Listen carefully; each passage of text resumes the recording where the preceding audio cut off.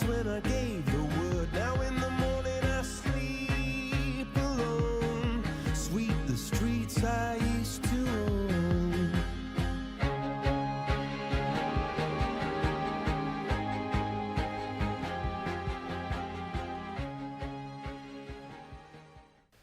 I live in the very far south in Australia. Ajahn Ganha lives in the northern hemisphere. We're unifying north and south.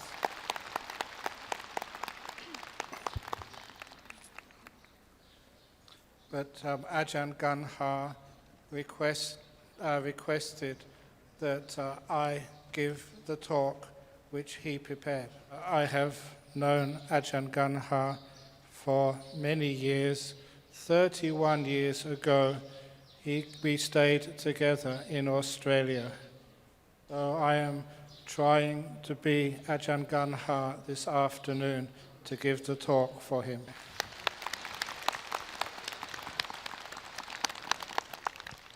He did say that the most important people in the world, the great leaders, whether it was the Buddha or Jesus, he said that they all were great examples of never thinking about themselves, but of serving others. And that from the time we wake up in the morning to the time we go to sleep, we try and serve others. And that's not just if you are a senior monk, even husbands and wives, parents to their children, people in government, we always try to never think of ourselves, but see how much service we can give for others. If it wasn't for the sacrifice of our parents, we children would not be here. If it wasn't for the sacrifice of our common teacher, Luang Por Chah, we would not be here. So when we do sacrifice, when we do not think of ourselves, then we can spread a lot of metta, of loving kindness. And Luang Por Ganha was saying this morning that through not thinking of yourself and through spreading loving kindness, that is the way we can have peace in our world. And it does take a lot of sacrifice. It does take a lot of never thinking about yourself. But when we can do that, it is wonderful to see how much peace and harmony we can create in our world.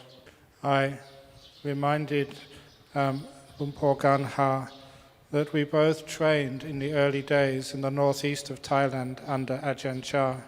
And just on the other side of the Mekong River, there was the country of Laos.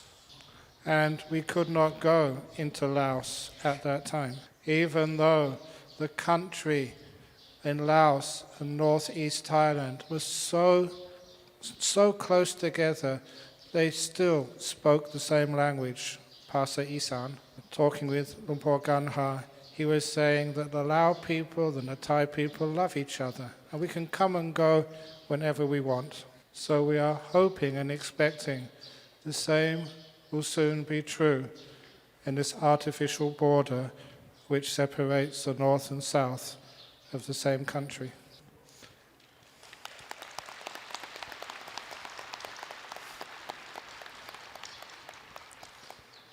And when we have loving kindness, even though Luang Por Ganha, he cannot speak English nor Korean, he speaks another language, and that is the language of the heart, the language of kindness, of metta. I know many of my friends from Australia go to his monastery in Thailand. They can't understand any English, but they like going there because of the language of the heart. The tradition of Luang Por Ganha is a forest monk who go wandering in the jungles. And many years ago, when Luang Por Ganha was not well known, he wandered along the Burmese-Thai border. And not having any maps, not having any GPS, he used MPS, monk positioning samadhi. He wandered into a camp which was run by a communist group on the border. And they were very impressed with this venerable because without any navigation, he walked through their minefield. They wondered how come he never got blown up.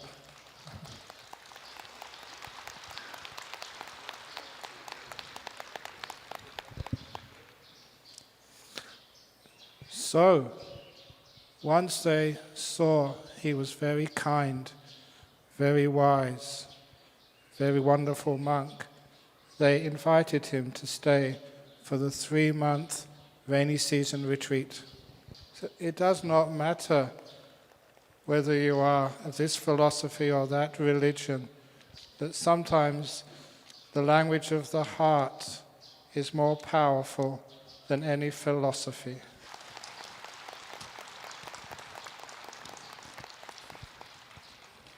He was practicing metta and practicing letting go, renunciation, not thinking of himself.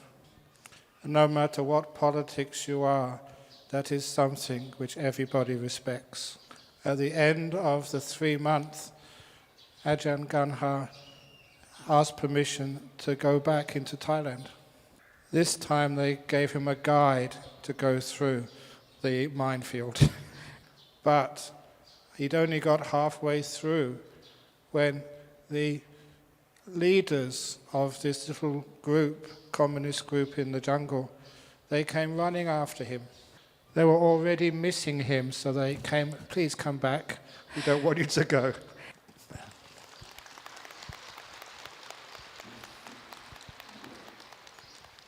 But still, he had other duties he had to do and go back into Thailand. But I mention that story because if a person practices metta, loving kindness, compassion, and if one practices just letting go and not worrying about oneself, if one can give, that is a powerful message which is recognized everywhere by every person, even every animal. But he was also mentioning that he lives as a very simple monk, and he sees when he comes into a place like Korea just how advanced we are in technology. And he asked me to mention how wonderful it would be if we could have such advancement also in our practice of service and kindness, that the human race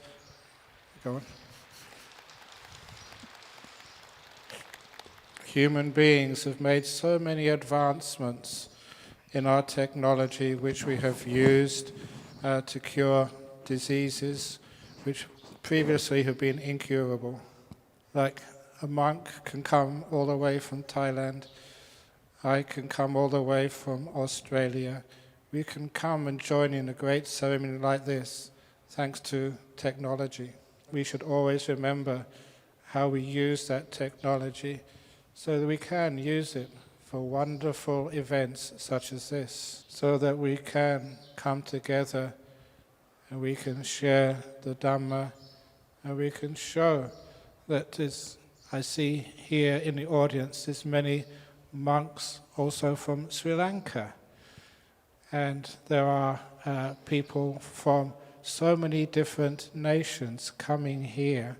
It's wonderful that we can use that technology to see that whether you have a white face, a dark face, a brown face, a yellow face, our blood is still red, our tears are salty, and we beat to the same rhythm in our hearts, the rhythm which wants to be peaceful, to be kind, to have a quiet world where everybody can pursue just the Dhamma.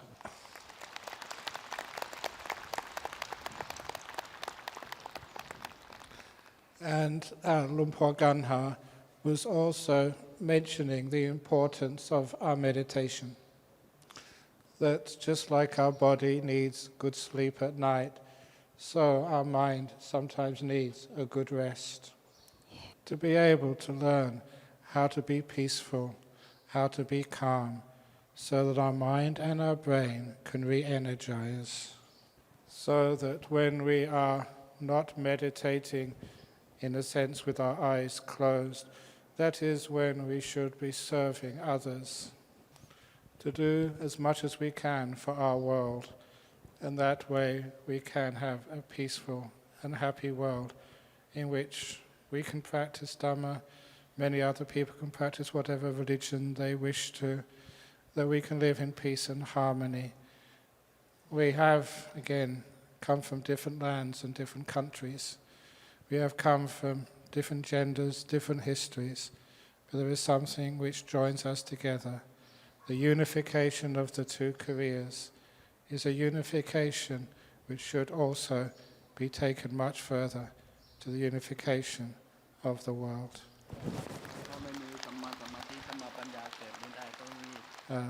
Just a moment ago, that was as much as I remembered him asking me to teach.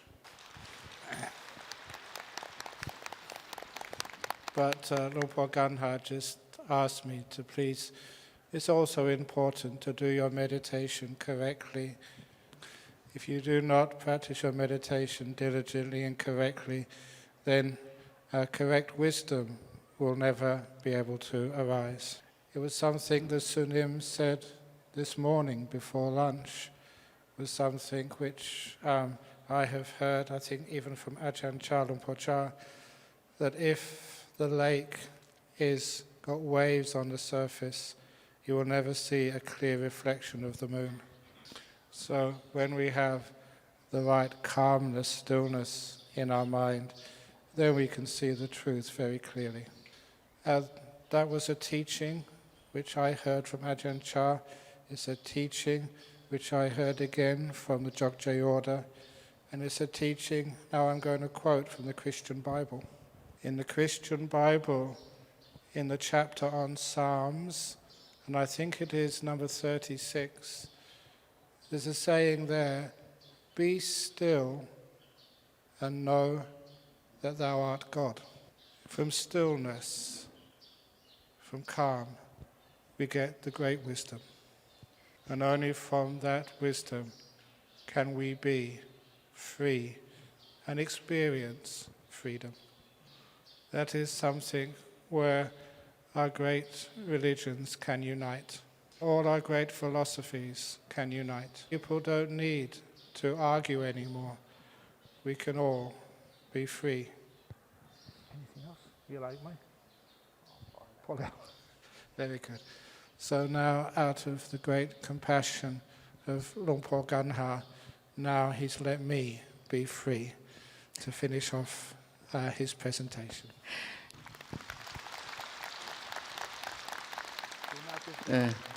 สุขีดีขายุโกภวะอภิวาทนาเทลิตลิตยังอุทาปจายโนจัตตารโอธรรมาวัฏันติอายุวันโนสุขังพรัง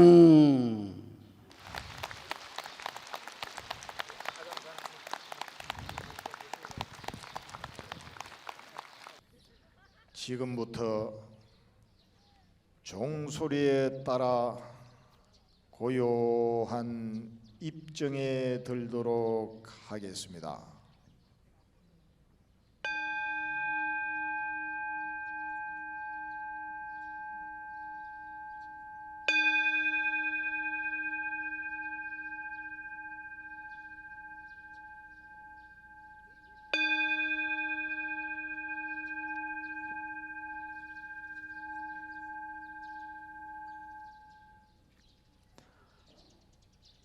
이 마음이 부처라.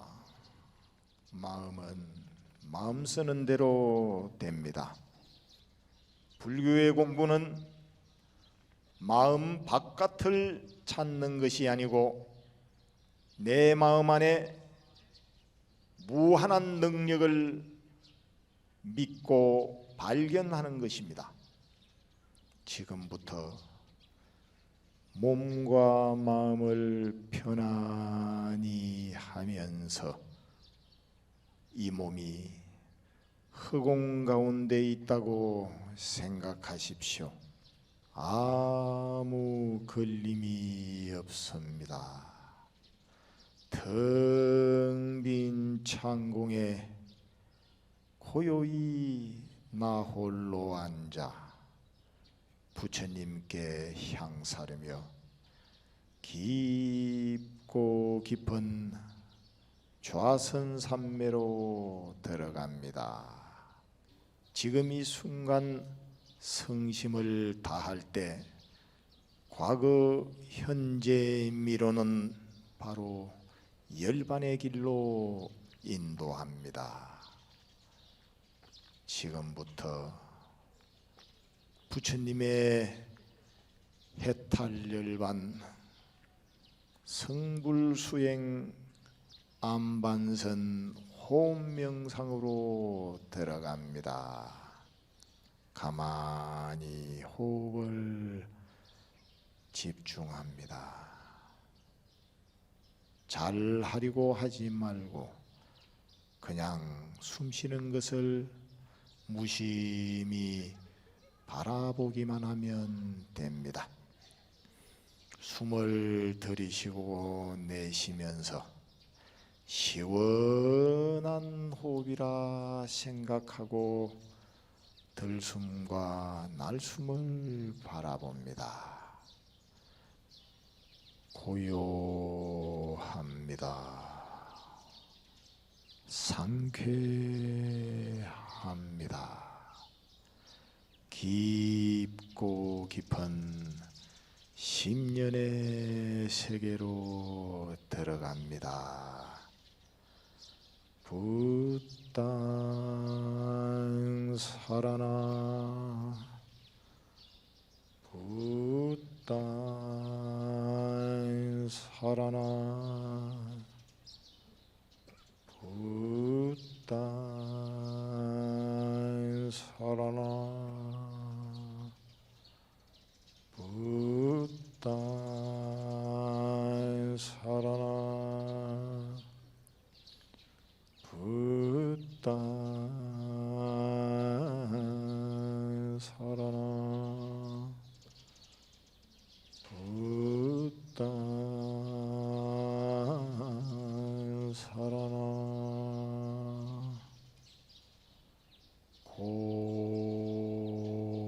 고요 고요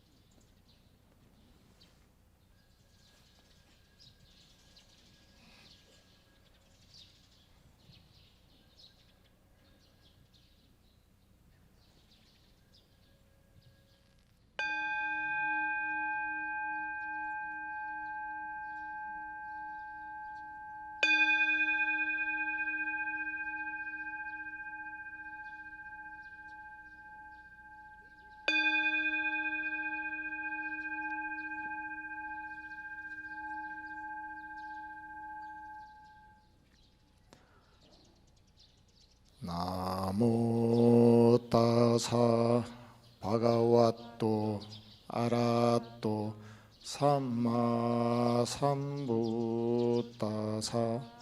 나모 따사 바가와또 아라또 삼마 삼부따사 나모 따사 바가와또 아라또 삼마 삼부따사 위 없이 높고도 높으신 세상의 유일한 오직 한 분 대자대비 서가모니 부처님이시여, 오늘 세계평화명상대전 참석 실참 공덕으로 언제나 저희들 곁을 떠나지 마시고 시련과 재난이 닥쳐올 때는 봄눈처럼 사라지게 하여 주시옵소서. 오늘 세계평화명상대전 참선공덕으로 지혜와 복덕은 바다처럼 정장되어 저희들이 원하는 바가 모두 성취되어서 가정의 평안과 이익이 널리 이어지기를 부처님 위실력으로 기도드리옵나이다. 나모 붓다사, 나모 붓다사, 나모 붓다사. So remember that the only time you ever have is right now. Trying to attain something in the future, even something wonderful, is missing the present moment. So instead of aiming for some goal in meditation, how about putting aside all the future and all the past? And that means the only place you have to rest is right now. I was just meditating in the gentleman's toilet. In the United States, it's called the rest room. You take a rest. In Australia, we call it letting go room. You want to just relax and let go. Because if you try too hard, you get constipation. But if you relax and let go, you're very healthy. That's also why I call my meditation retreats Club Med, Club Meditation. Because if we stay in the present moment right now, and if we bring happiness to this moment right now, we don't want to go anywhere. When you don't want to go anywhere, you don't go anywhere. You stay here. And when you stay here, you get more and more and more peaceful. Your mind becomes brighter.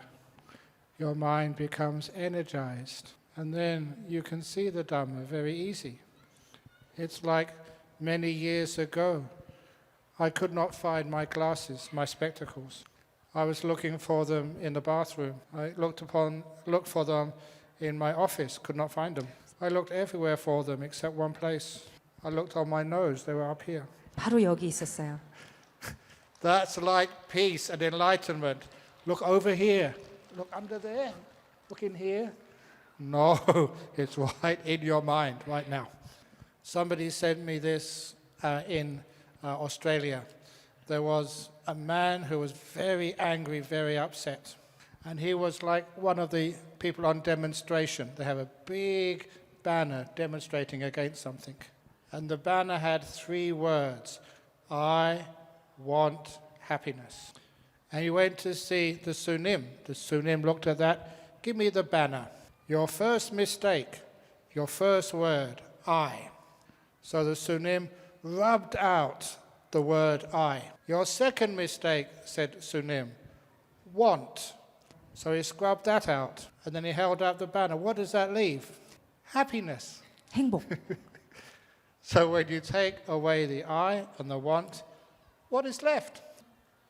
Happiness. 행복이 남습니다. So, okay, you can clap. 박수. So meditation is very simple. A professor from Sweden came to see Ajahn Chah, and the professor said he was paid by Swedish government to do some research on meditation. I have 4 questions for you, said the professor. The 4 questions: what is meditation? Second, why do you meditate? 3, how do you meditate? And 4, what do you get out of meditation? And Ajahn Chah replied, the answer to the first question, what is meditation? Ajahn Chah said the answer is, what is eating? Answer to the second question, why do you meditate? His answer is, why do you eat? The third answer is, how do you meditate? He said, how do you eat? And the last question, the answer was, what do you get out of eating?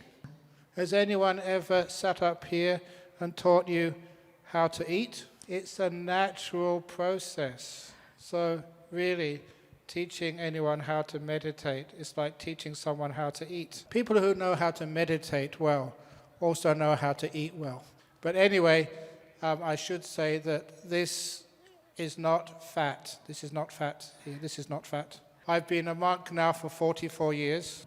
Every year you are a monk, your heart gets bigger with kindness. Many years ago, my heart got so big, it was pressing against my rib cage.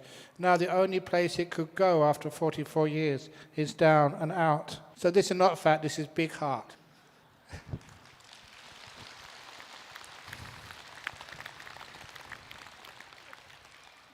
Because kindness is also important for meditation. I am very kind to my mind. My mind and I are very good friends. So whenever we spend time together, we never argue. Sometimes people don't have good relationship to themselves. They're always unkind to themselves. Sometimes they say, come on, meditate, meditate, don't move, do it this way, meditate for 3 hours. What happens when you try to meditate after that? The mind says, no way, I'm going on strike. But if you're kind to your mind, I say, mind, do you want to meditate today? And then my mind always wants to. When you are kind to the present moment, you don't want to run away. If you are happy to be here, then you are peaceful. If you are peaceful, you relax and your happiness increases. Sometimes people come and tell me about their meditation. I do not believe what they say. I look at their face to see if they're smiling. If they are not happy, then they don't know how to meditate. And that was from a story in the time of the Buddha. In the time of the Buddha, King Pasenadi went to visit the Buddha. And he said to the Buddha how he liked coming to visit the Buddha. Why? Said the Buddha. Because, said the king, all the monks in your monasteries are always happy and smiling. And the Buddha replied, yes, that is what you can expect when people meditate properly. The monks and the nuns become very happy, very peaceful. The wisdom which ends suffering. So are you happy to be here?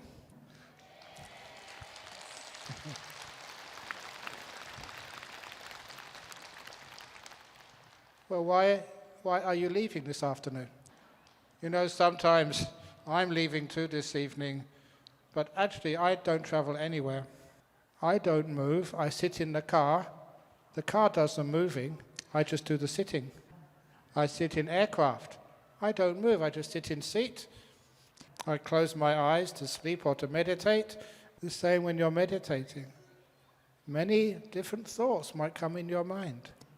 Just like the aircraft goes through many different countries, but I don't move. So if you think you have a restless mind, a mind which is always thinking, just try just standing back, imagine you're sitting perfectly still on aircraft, and this is just what you're looking in the wind through the window. So the object of the mind is moving, but you are not. You just ignore what's moving outside, because inside where you're still is far more peaceful and far more happy. The only reason why people are restless is because they're looking at the wrong thing. They're looking for their spectacles over here, over there. Spectacles are on your nose. Problem solved. So when a person does become peaceful in meditation, sometimes they get scared because people are scared of freedom.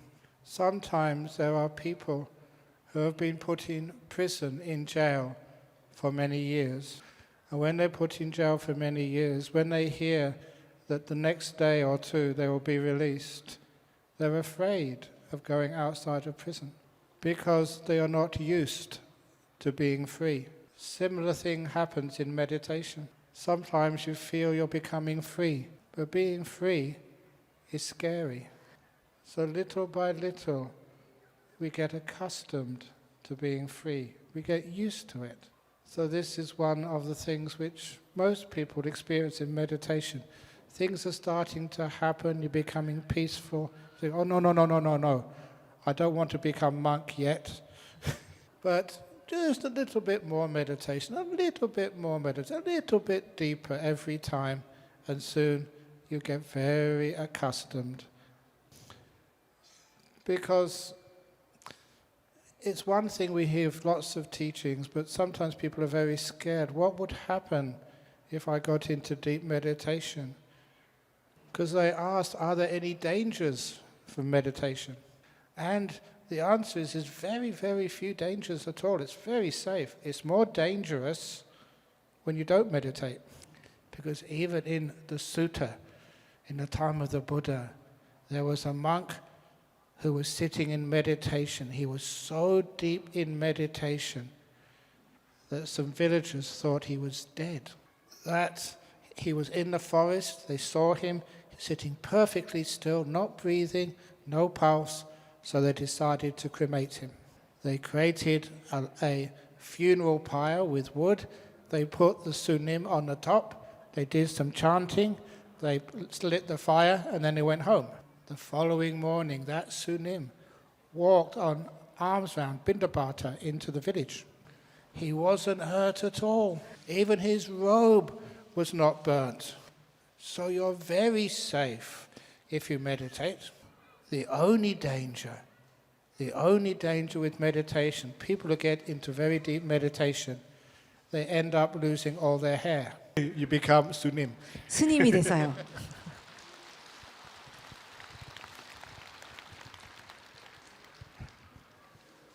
But meditation is becoming very good for especially people who are very sick. I know so many monk or nun meditator who should be dead by now. But instead they meditate and doctor says, what's happened? You are healthy. For example, one of my students in Australia, he had stage 4 lung cancer. His doctor showed him X-ray. The cancer was all over his lungs. They could not operate. If they operate, they have to take everything out. They could give radiation therapy, chemotherapy, but maybe you get extra month, maybe 2 months at most. He told me he went home to discuss the matter with his wife. 1 week later, he went back and said, what is the point of going through expensive therapy just for an extra few weeks? Just let nature take its course. The doctor insisted on doing another X-ray. When he took that other X-ray, the doctor was looking at it and shaking his head. My student thought, oh, it's got worse. It must have got very worse. How many days have I got left? And the doctor looked up and said, George, that was his name, I am shaking my head, not because it's got worse. He said, I'm shaking my head because it's totally disappeared. What have you been doing? He asked George. 그래서 이렇게 물어봤죠. 뭐를 했길래 그래? Meditating, said George. Carry on, said the doctor. 그 의사가 계속해라 얘기했습니다. Now, that's what happens. Meditation, very powerful. 명상은 이렇게 강력합니다. But we have to learn how to do it properly. So we relax to the max. If that is the only English you ever learn, that is wonderful. Relax. Okay, together. 자, 같이 해보겠습니다. Together. Relax to the max. 그래서 릴렉스 최대로. And then meditation easy. Yes, sometimes you fall asleep at first, and that means you can have a peaceful and happy time. Sometimes when we teach meditation, sometimes it's not the words, but where they come from. All the talks, everything which I've ever taught, you can see on TV, on BBS, or on YouTube, or other other places. You can see them, you can read them in books, but there is always something very different when you see it live. That's like people who spend most of their time texting, SMSing on Instagram, Facebook. It's not the same as being face to face with a person. This is the real Facebook right now. This is the real Instagram. When, especially with something like the Dhamma meditation, it has to be face to face. So time is up. So I give you a blessing. My blessing, you can join in this blessing. Relax. 자, 제가 여러분께 가피를 드리겠습니다. 같이 여러분 하실 수 있어요. 그래서 relax, 최대한. 이게 제 가프입니다. Very good. 감사합니다.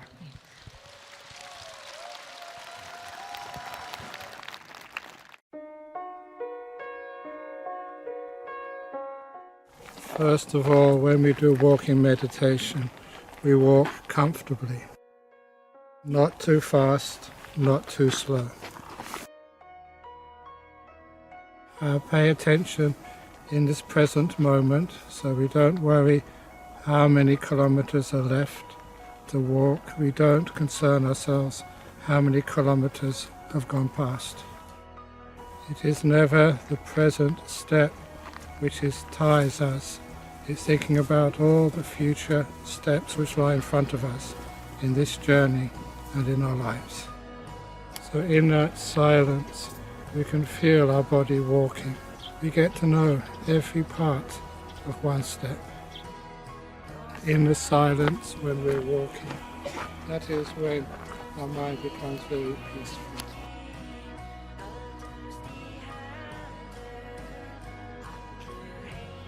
내면을 고요하는 방법은 호흡을 보면서 그냥 고요히 걷는다. 좋은 인연을 만나서 이렇게 와봤더니요, 큰 스님 모시고 또 법문도 듣고 또 외국에서 오신 태국에서 오신 스님 또 말씀도 듣고 명상도 하고 날씨가 아마 너무 좋았던 것 같아요. 제가 창원에서 오늘 여기에 걷기 명상에 참여하게 된 동기도 Dmz를 걸을 수 있다는데 크게 기대를 가지고 참여하게 됐습니다. 예. 특히 요즘 한국에서 남북 화해 무드가 상당히 조성되어 있는 상황에서 분단 경계를 걷는다는 것이 그게 크게 의미가 있지 않습니까? 요즘에 이제 뭐 다 이슈가 되고 있는 그러한 남북 통일에 대해서 빨리 이루어져서 우리도 이렇게 자유롭게 좀 넘나들었으면 좋겠다. 근데 해국 스님이 뭐 새나 뭐 바람이나 다 마음대로 가는데 사람만이 자유롭지가 못한 게 안타깝다라고 아까 법문을 해주셨는데 그거가 굉장히 걷기 명상을 하면서 공감이 많이 갔어요. 평소에는 친구들이랑 막 떠들면서 걸었는데 이제 조용하게 걸으니까 자신에 대해서 좀 더 생각하는 그게 된 것 같아요. 아무래도 이제 우리가 이제 남과 북이 함께 좀 평화가 빨리 왔으면 하는 그런 기원에서 그런 받아나는 마음으로 한번 걸어봤습니다.